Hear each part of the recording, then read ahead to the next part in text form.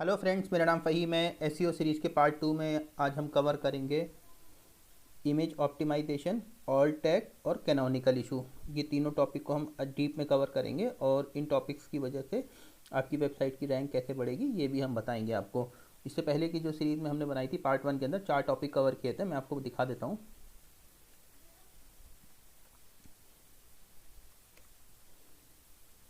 Title, description, Meta tag और heading. अगर आपने ये हमारा वीडियो अभी तक नहीं देखा है तो ऊपर आई बटन पर क्लिक करके आप देख सकते हैं। सो शुरू करते हैं अपना हम टॉपिक। अगर आपने हमारे चैनल को अभी तक सब्सक्राइब नहीं किया है तो सब्सक्राइब बटन पे क्लिक करके आप सब्सक्राइब कर सकते हैं और बेल आइकन पे ऑल पे क्लिक करके नोटिफिकेशन ले सकते हैं। इमेज ऑप्टिमाइजेशन का मतलब क्या हुआ कि अगर मेरे पास सपोज करिए एक इमेज है 5 MB की या 1 MB की। अब मैं जब 1 MB की इमेज अपनी वेबसाइट पे लगाऊंगा तो मेरी वेबसाइट का लोड टाइम ऑटोमेटिकली स्लो हो जाएगा। और गूगल का एल्गोरिथम कहता है कि जितनी फास्ट वेबसाइट होगी उतनी जल्दी मैं उसको लोड कराऊंगा। सो हमें जितनी भी अपनी वेबसाइट पे इमेजेस लगानी चाहिए उनको ऑप्टिमाइज़ करके लगाना चाहिए, मतलब उनकी क्वालिटी भी ख़राब ना हो और इमेज का साइज़ भी कम हो जाए। तो मैं आपको दिखाता हूँ, मैं एक टूल यूज़ करता हूँ जिसके लिए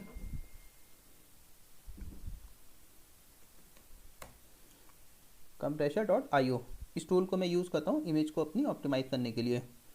अब जैसे मैं आपको दिखाता हूँ, मैं एक इमेज ले लेता हूँ कोई, मैं ये लोगो ले लेता हूँ।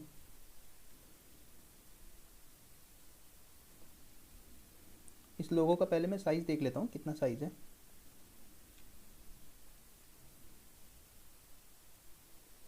96 KB का इस लोगो का साइज़ है। अब मैं इसको कंप्रेस करता हूँ तो देखता हूँ किस हद तक ये रिड्यूस हो पाता है।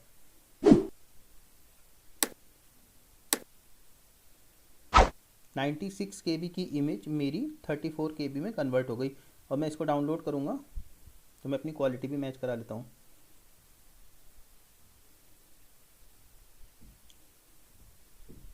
सेम एज इट इज़ है जैसे उसकी है। मैंने आपको ये एक ओपन करके दिखाया है, अब मैं आपको वो भी ओपन करके दिखा दे रहा हूँ जो ओरिजिनल लोगो था इसका। दोनों की क्वालिटी में कोई फ़र्क नहीं है।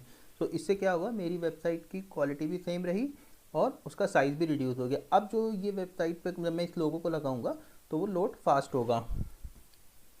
सो ये इमेज ऑप्टिमाइजेशन था। दूसरा टॉपिक हमारा आता है ऑल टैग। ऑल टैग का मतलब क्या हुआ, गूगल कभी भी इमेजेस को रीड नहीं कर पाता। गूगल के पास ऐसा कोई एल्गोरिथम नहीं है जो वो इमेज को रीड कर सके। गूगल रीड करता है इमेज के नाम को, जो हमें हर एक इमेज के अंदर अपना नाम डिफाइन करना पड़ता है। मैं आपको दिखा देता हूँ, मैं कंपनी की वेबसाइट खोल लेता हूँ, मैं इसी में ही देखता हूँ। ये देखिए मैंने एक लोगो लगाया है, यहाँ पे इमेज का सोर्स दिया और उसके बाद में यहाँ पे मैंने ऑल टैग में यहाँ लिखा ब्रांड, मतलब ये कंपनी का ब्रांड है। ऐसे ही करके मैंने ऑल टैग और भी जगह लगाए हैं, मैं दिखा देता हूँ आपको। ये कंपनी का बैनर था, जब मैं इसको खोलूँगा तो देखिए ये बैनर खुल रहा है कंपनी का। यहाँ पे मैंने लिखा है FR वेब सोल्यूशन बैनर। तो गूगल को ये पता चल रहा है ये जो इमेज है ये कंपनी का बैनर है। इसी तरीके से मैंने जितनी भी इमेजेस लगाई हैं अपनी वेबसाइट के अंदर, कंपनी की वेबसाइट में, हर एक इमेज के ऑल टैग में उसका नाम मेंशन है, जिसकी वजह से गूगल को पता चला ये इमेज है क्या।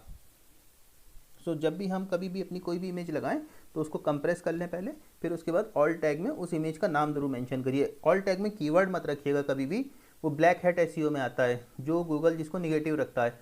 आप इमेज के नाम, जो इमेज जिस चीज़ की है, जिस टॉपिक पे इमेज है मेरी, हमें कोशिश करनी चाहिए वही नाम उस ऑल टैग के अंदर हम इमेज का रखें। अगर वेबसाइट डिज़ाइन की इमेज है तो हम वहाँ पे लिखेंगे website design image. Third topic है हमारा कैनोनिकल इशू। बहुत इंपॉर्टेंट टॉपिक है और इस टॉपिक को थोड़ा सा हमें समझना पड़ेगा ये होता क्या है।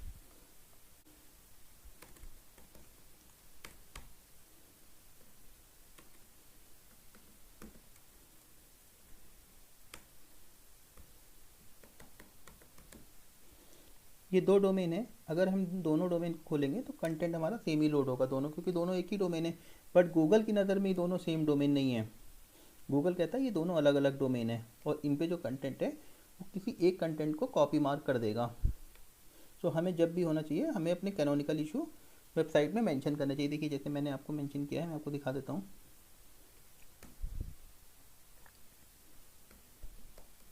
कैनोनिकल को इस तरीके से लिखते हैं,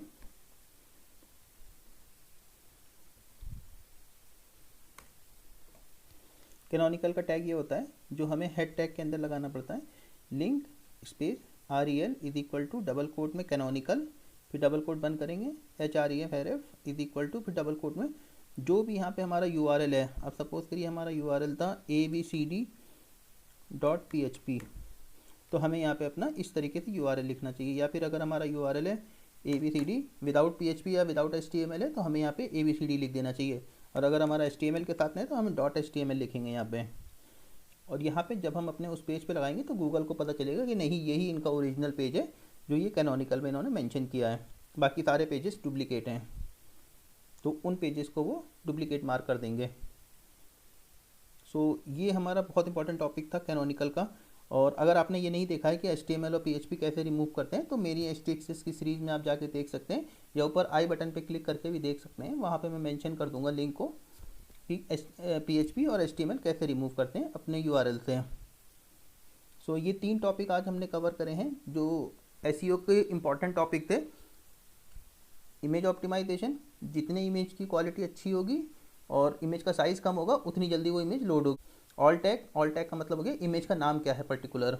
और थर्ड है कैनोनिकल इशू, जिसमें मैंने आपको बताया कि हमें यहाँ पे मेंशन करना पड़ता है कि HTTPS है और HTTPA। अगर आपने फोर्सफुली रीडायरेक्शन का नहीं देखा है कि HTTP टू HTTPS कैसे रीडायरेक्ट कराते हैं तो आप आई बटन पे क्लिक करके चेक कर सकते हैं वहाँ पे भी। तो ये 3 टॉपिक आज हमने पार्ट 2 में कवर किए हैं।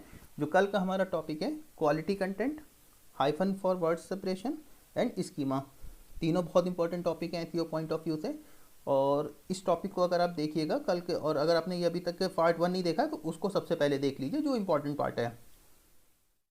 अगर आपको वीडियो पसंद आया हो तो आप लाइक एंड कमेंट ज़रूर करिएगा, और कुछ कन्फ्यूज़न है तो कमेंट में आप पूछ भी सकते हैं, मैं आपको उसका आंसर करूँगा। और चैनल को सब्सक्राइब कर लीजिए ताकि आपको अपडेट मिलती रहें।